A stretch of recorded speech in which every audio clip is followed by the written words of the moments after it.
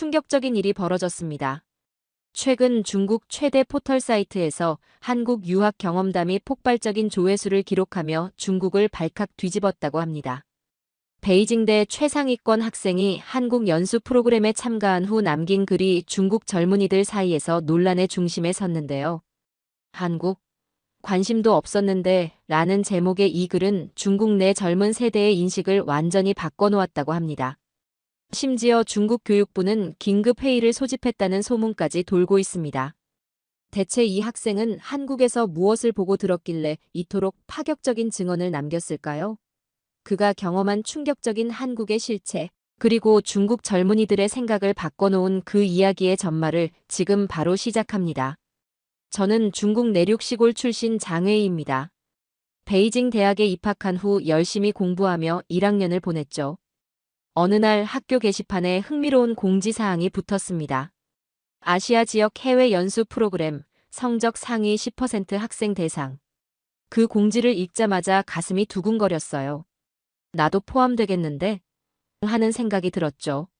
학기 내내 밤을 새워가며 공부한 보람이 있을 것 같았습니다. 자세히 읽어보니 선발 방식과 기간이 적혀 있었어요. 국가 배정은 학생들의 선호도 조사 결과를 바탕으로 인기 국가부터 성적 순으로 배정됩니다. 방학 기간 3개월 동안 진행되며 자세한 내용은 선발된 학생들에게 개별 통지됩니다. 후보 국가 목록을 훑어보며 어디로 가고 싶은지 생각했습니다. 일본, 싱가포르, 말레이시아, 태국, 인도, 한국. 여러 나라가 있었죠. 저는 일본이나 싱가포르가 가장 좋을 것 같다고 생각했어요. 유명 대학들이 있고 국제적으로도 인정받는 나라들이니까요. 선호도 조사 설문지를 작성할 때도 당연히 1위는 일본, 2위는 싱가포르로 표시했습니다. 미래를 계획할 때도 미국, 영국, 호주, 일본, 싱가포르. 이런 나라들만 생각했죠. 세계적으로 인정받는 대학들이 있는 곳이니까요. 2주 후, 제 이메일함에 도착한 메시지는 충격 그 자체였어요. 장웨이 학생에게 축하합니다. 아시아 지역 해외 연수 프로그램에 선발되셨습니다. 배정 국가, 대한민국 서울대학교. 화면을 2번, 3번 다시 확인했습니다. 한국이라고요? 내 성적으로 한국이라니. 분명 일본이나 싱가포르로 배정될 줄 알았는데요. 즉시 행정실로 향했습니다. 분명 뭔가 잘못된 게 있을 거라고 생각했으니까요. 선생님, 제가 한국으로 배정된 이유가 뭔가요?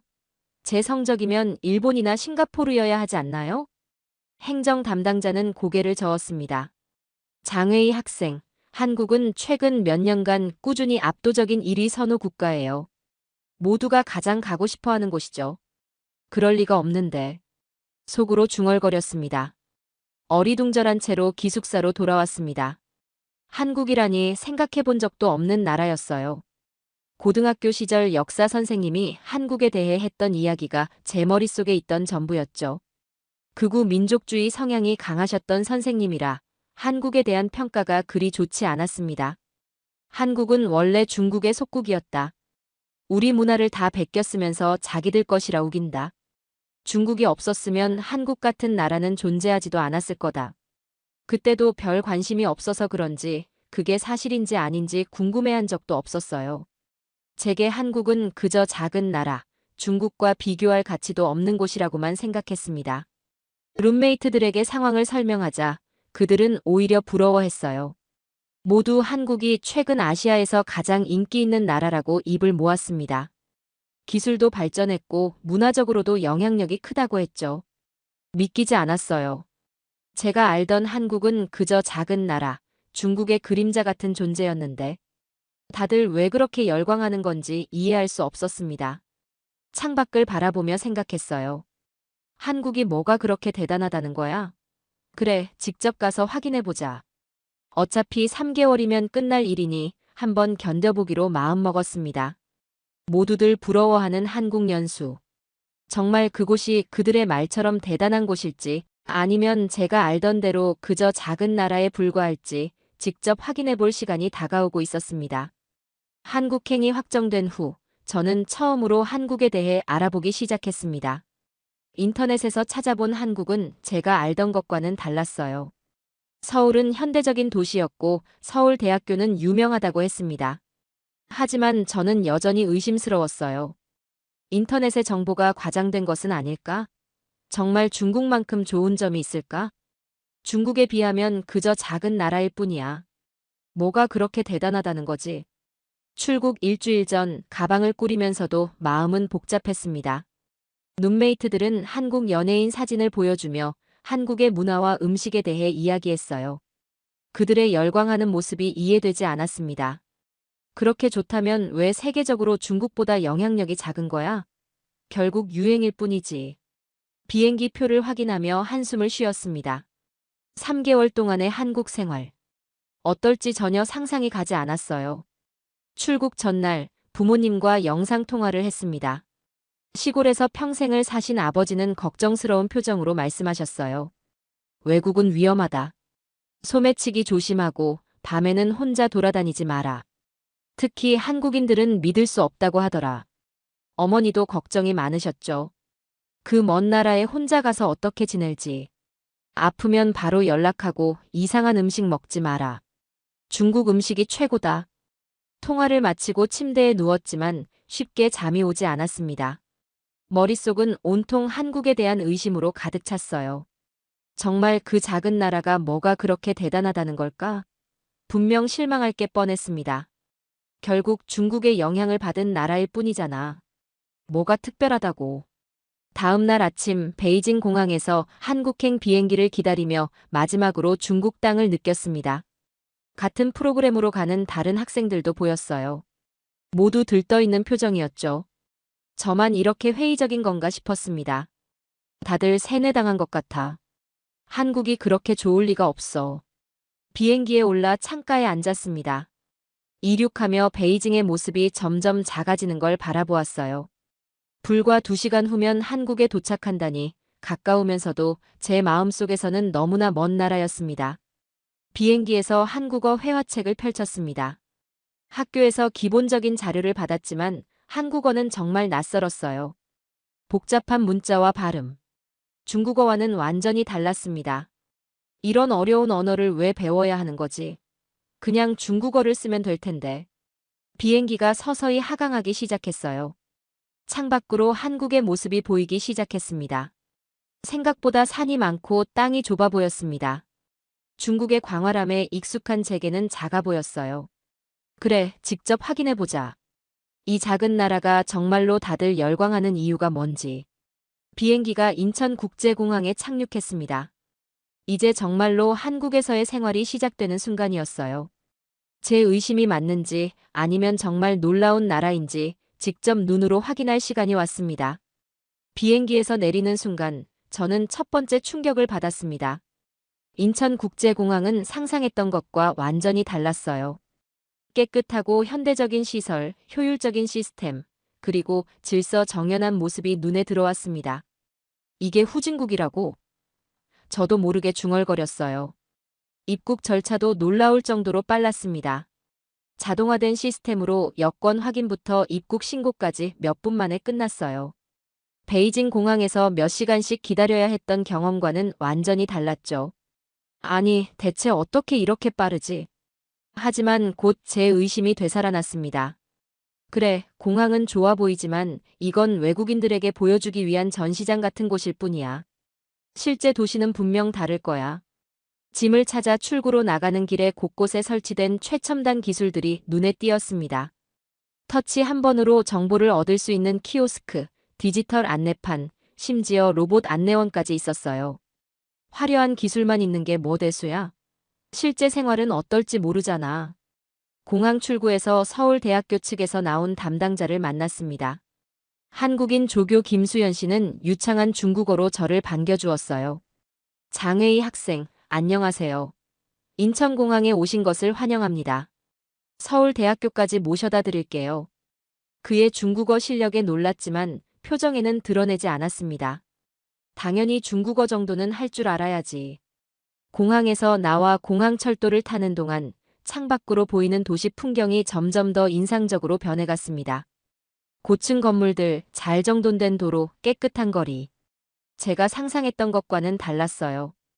한국이 이렇게 발전했다고? 속으로 생각했지만 여전히 의심이 가득했습니다. 분명 이건 외국인들이 다니는 지역만 그럴 거야. 깊숙한 곳은 다를 거야. 공항철도에서 지하철로 갈아타는 과정도 놀라웠습니다. 모든 안내판이 한국어, 영어, 중국어, 일본어로 표시되어 있었고 지하철은 정확히 시간에 맞춰 도착했어요. 사람들은 질서 있게 줄을 서서 기다렸고 어디서도 소리 지르거나 새치기하는 모습을 볼 수 없었습니다. 이게 정말 평범한 일상인가?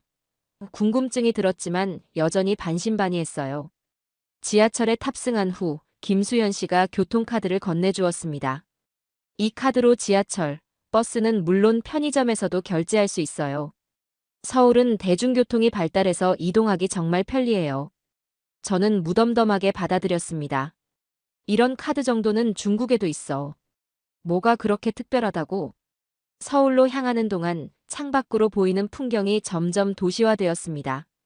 고층 건물들, 반짝이는 네온 사인, 곳곳에 보이는 카페와 상점들. 도시는 활기차 보였어요. 김수현 씨가 설명을 이어갔습니다. 서울은 전통과 현대가 공존하는 도시예요. 고궁과 첨단 기술 회사가 함께 있죠. 그의 설명을 들으며 저는 여전히 의구심을 품고 있었습니다. 하지만 눈앞에 펼쳐지는 광경은 분명 제가 예상했던 것과는 달랐어요. 이건 단순히 작은 나라의 모습이 아니었습니다. 서울대학교에 도착했을 때 캠퍼스의 규모와 시설에 또 한 번 놀랐습니다. 현대적인 건물들과 잘 가꿔진 정원, 첨단 연구시설들이 눈에 들어왔어요. 이게 정말 한국의 대학교인가? 하지만 여전히 제 마음속에는 의심이 남아 있었습니다. 겉모습만 번지르르한 게 아닐까? 실제 교육의 질은 어떨지, 사람들의 실력은 어떨지. 3개월 동안 직접 경험하며 확인해 봐야겠다고 생각했어요. 서울대학교에서의 생활이 시작되었습니다. 첫날 국제학생 기숙사에 배정받았는데 시설이 생각보다 훨씬 좋았어요. 깨끗한 개인 공간과 최신식 샤워실, 무료 와이파이까지 갖춰져 있었습니다. 기숙사가 이렇게 좋다고? 우리 베이징대보다 나은데? 하지만 여전히 저는 의심을 품고 있었습니다. 기숙사는 좋을지 몰라도 실제 수업의 질은 어떨까? 중국 대학만큼 수준이 높을 리 없어. 다음 날 오리엔테이션에 참석했습니다. 교수님들과 직원들이 친절하게 학교 시설을 안내해 주었어요.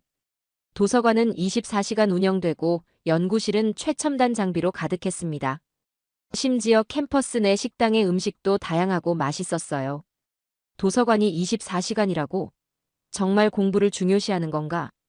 놀랍게도 첫 수업은 기대 이상이었습니다. 교수님은 전문적이었고 학생들의 토론 참여도 활발했어요. 수업 자료는 모두 디지털화되어 있어 접근하기 쉬웠습니다. 베이징대에서는 아직 종이 자료를 많이 사용하는데 이건 확실히 효율적이었어요. 수업 방식이 생각보다 좋은데. 하지만 내용의 깊이는 어떨까? 한국 학생들과 팀 프로젝트를 하게 되었을 때 그들의 업무 방식에 놀랐습니다. 모든 것이 체계적이었어요. 회의 시간을 정확히 지켰고 과제 분담도 효율적으로 이루어졌습니다. 메신저 앱으로 소통하면서 실시간으로 자료를 공유하고 의견을 교환했죠. 또 하나 신기했던 건 카페 문화였습니다. 캠퍼스 주변은 물론 서울 곳곳에 스터디 카페가 많았어요. 24시간 운영되는 곳도 있었고 많은 학생들이 늦은 시간까지 공부하고 있었습니다. 공부를 중시하는 문화는 중국과 비슷했지만 그 환경이 더 쾌적하고 현대적이었어요. 이런 환경에서 공부하면 정말 효율적일 것 같은데. 한 번은 밤늦게 도서관에서 공부하다가 기숙사로 돌아온 적이 있었습니다. 한밤중임에도 캠퍼스는 조명이 잘 갖춰져 있었고 보안 시스템도 철저했어요. 기숙사에 들어갈 때는 지문 인식으로 출입했는데 이런 첨단 보안 시스템이 일상에 녹아있다는 점이 인상적이었습니다. 우리 학교는 아직 카드키인데 여기는 벌써 생체 인식이라니. 학교 행정 시스템도 놀라웠습니다. 수강 신청부터 성적 확인, 증명서 발급까지 모든 것이 온라인으로 가능했어요. 기다리는 시간이 거의 없었고 서류 처리도 간편했습니다. 중국에서는 아직 직접 창구를 찾아가 처리해야 하는 일이 많았는데 이 차이가 확연히 느껴졌어요. 이런 시스템이라면 정말 시간이 절약되겠는데? 특히 놀라웠던 것은 디지털 교육 환경이었습니다. 강의 자료는 온라인 플랫폼에 실시간으로 업로드되었고 질문도 온라인으로 할 수 있었어요. 과제 제출과 피드백도 디지털로 이루어져 종이 낭비도 없었습니다. 교육에 이렇게 디지털 기술을 접목한다고? 생각보다 앞서가네. 한국 학생들과 교류하면서도 놀라운 점을 발견했습니다. 그들은 영어에 능숙했고 중국 문화에 대해서도 잘 알고 있었어요.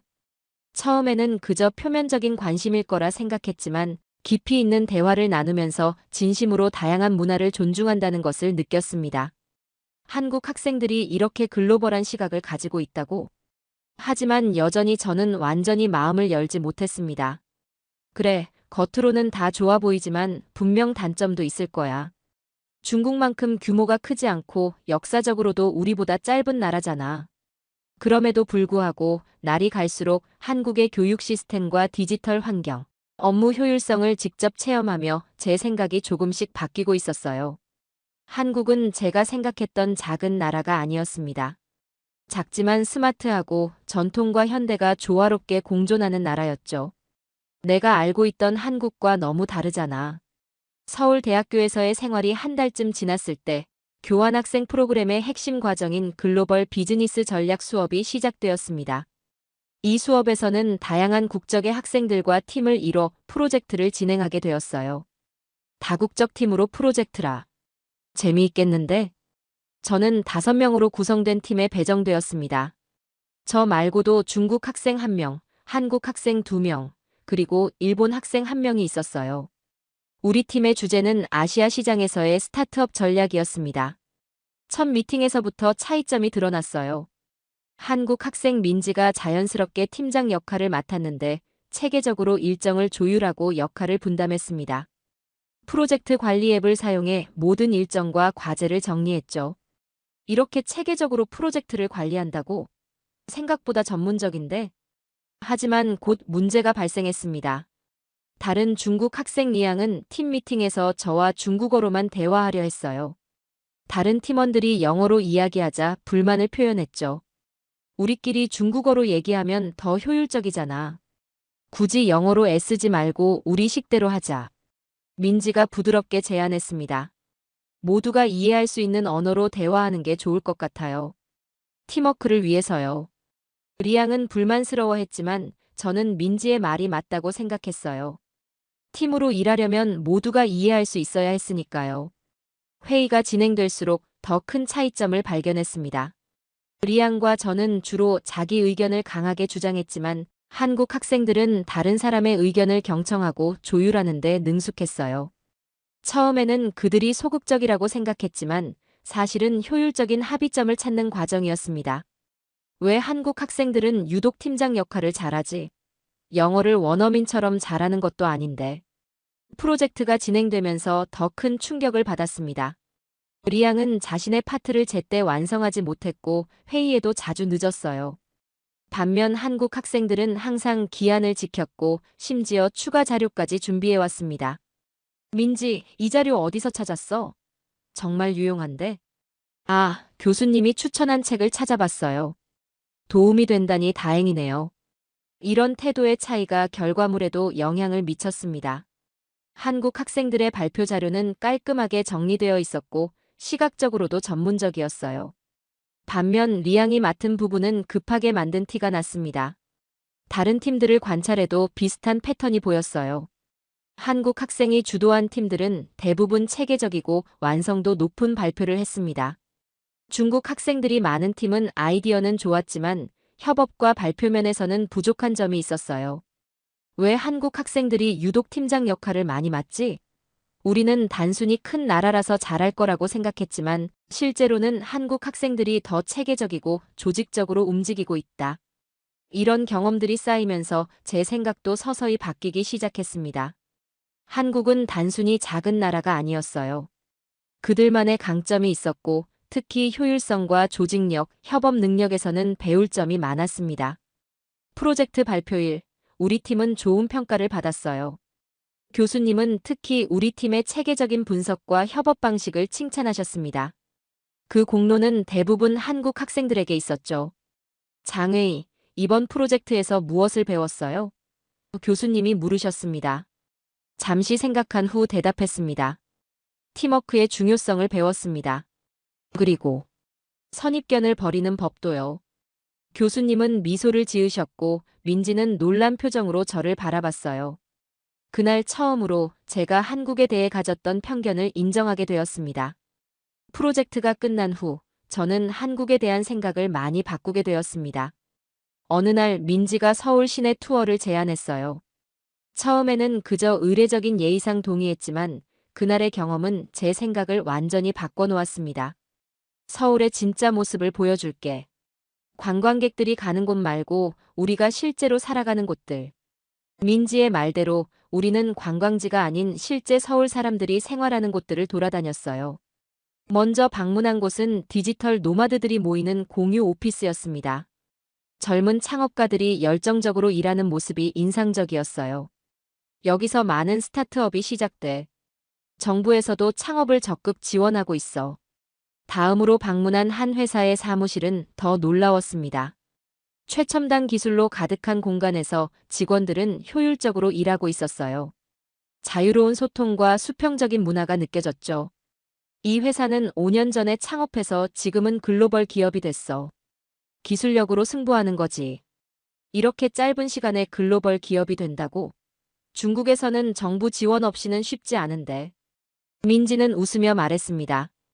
우리는 작은 나라니까 처음부터 글로벌 시장을 목표로 해.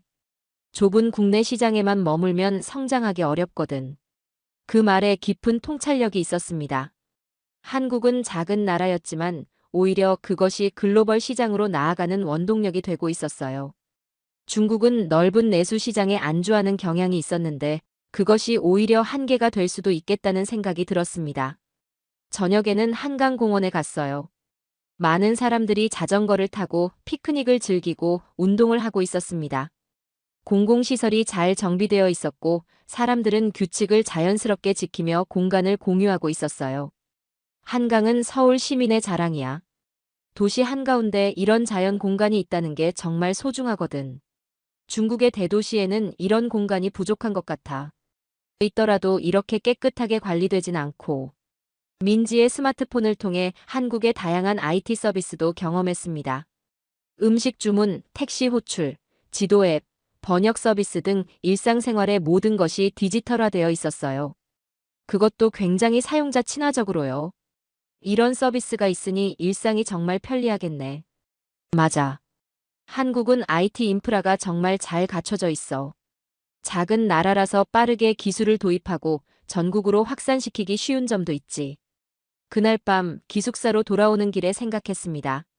한국은 제가 상상했던 것보다 훨씬 발전된 나라였어요. 단순히 겉모습만 화려한 것이 아니라 사회 시스템과 문화적 측면에서도 배울 점이 많았습니다. 한국은 절대 무시할 나라가 아니었구나. 이제 왜 많은 사람들이 한국에 매료되는지 이해할 수 있었어요. 경제 발전뿐만 아니라 사회 전반의 효율성, 문화적 개방성, 글로벌 마인드. 이런 것들이 한국의 강점이었습니다. 특히 인상 깊었던 것은 한국 사람들의 빠른 적응력과 발전 의지였어요. 자원이 부족한 작은 나라에서 교육과 기술력으로 세계 무대에 우뚝 선 모습이 존경스러웠습니다. 중국은 규모와 역사로 자부심을 가지지만 한국은 효율성과 혁신으로 경쟁하고 있구나. 그날 밤 기숙사 침대에 누워 제가 고등학교 때 배웠던 한국에 대한 이야기가 얼마나 편향되고 불완전했는지 깨달았습니다. 극우 민족주의 성향의 선생님이 왜곡해서 가르쳤던 한국은 중국의 속국이었다라는 그 잘못된 주장은 역사적 사실을 제대로 반영하지 못한 것이었고 더욱이 현대에 발전된 한국을 전혀 설명하지 못했어요. 우리가 얼마나 편향된 교육을 받았는지 이제야 알겠다. 실제 한국은 내가 배운 것과 완전히 다르잖아. 왜 사람들이 한국을 선호하는지 이제야 제대로 이해가 갔습니다. 한국에서의 남은 시간, 저는 더 많은 것을 배우고 경험하고 싶었어요. 이제 선입견을 버리고 진짜 한국을 보고 싶었습니다. 그것이 제가 중국으로 돌아갔을 때 가져갈 수 있는 가장 값진 선물이 될 것 같았어요. 한국에서의 3개월이 빠르게 지나갔습니다. 돌아가기 전날 밤 서울의 야경을 내려다볼 수 있는 카페에서 민지와 마지막 대화를 나눴어요. 정말 벌써 떠나는 거야? 시간이 너무 빨리 지나간 것 같아. 제가 웃으며 대답했습니다. 처음에는 3개월이 너무 길게 느껴졌는데 지금은 너무 짧게 느껴져. 민지는 호기심 어린 눈으로 물었어요. 처음 왔을 때 한국에 대해 어떻게 생각했어? 그리고 지금은 어떻게 생각해? 잠시 생각하다가 솔직하게 말했습니다. 사실, 처음에는 한국이 중국보다 작고 중요하지 않은 나라라고 생각했어. 그런데 지금은 완전히 달라졌어.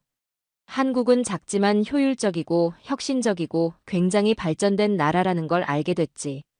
민지는 놀란 표정이었지만 곧 미소를 지었습니다. 솔직하게 말해줘서 고마워. 사실 우리도 중국에 대해 많은 오해를 가지고 있어. 서로 더 자주 교류하고 배우는 게 중요한 것 같아. 그 말에 깊이 공감했어요. 문화적 선입견은 얼마나 쉽게 형성되고 또 얼마나 깊이 뿌리내리는지 깨달았습니다. 다음 날 인천공항으로 향하는 버스 안에서 창밖을 바라보며 지난 3개월을 돌아봤어요. 처음 도착했을 때의 불만과 의심, 그리고 차츰 변해간 제 생각들. 정말 많은 것이 달라졌습니다. 베이징으로 돌아가는 비행기 안에서도 계속 생각했어요. 한국에서 배운 것들을 어떻게 중국에서 활용할 수 있을지, 제가 경험한 것들을 어떻게 친구들과 나눌 수 있을지 고민했습니다. 이제 돌아가면 모두에게 한국의 진짜 모습을 알려줘야겠어. 베이징 공항에 도착하자 익숙한 풍경이 눈에 들어왔어요. 그런데 이상하게도 전과는 다르게 보였습니다.